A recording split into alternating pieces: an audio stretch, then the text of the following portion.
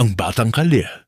Sa ilalim ng naglalakihang poste ng kuryente at ingay ng Maynila, doon natutulog si Elias.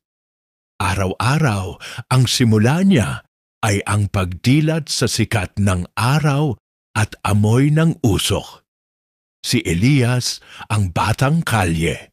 Hindi siya mayaman sa pera, ngunit mayaman siya sa oras. Alam niya kung saan makakahanap ng malinis na tubig at kung paano makikipagkaibigan sa mga pusa sa eskinita. Masaya siya sa simpleng buhay niya, kahit mahirap. Isang umaga, habang naglilibot, may nakita si Elias na kakaiba. Ito ay isang luma at lukot-lukot na notebook. May mga guhit at sulat sa loob. Hindi niya alam basahin, ngunit alam niya ito ay may halaga.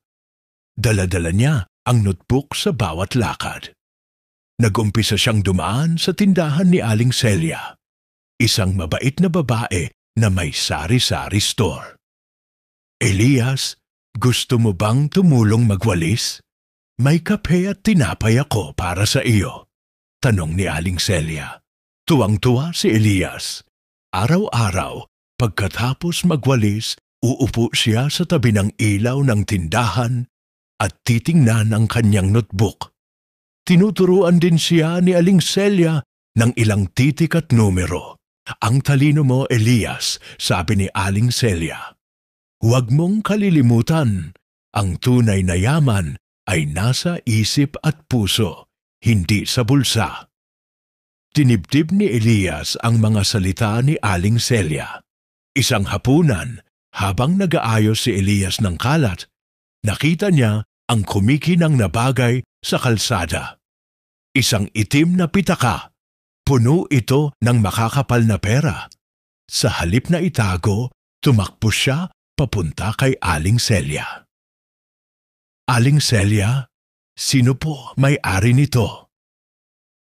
Hindi nagtagal, isang lalaking nagmamadali ang bumalik at tinanong ang tindahan kung may nakakita ng kanyang pitaka.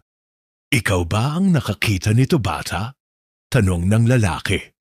Opo, akin na po, sabi ni Elias. Hindi nag-alok ang lalaki ng pera, kundi isang mas magandang bagay.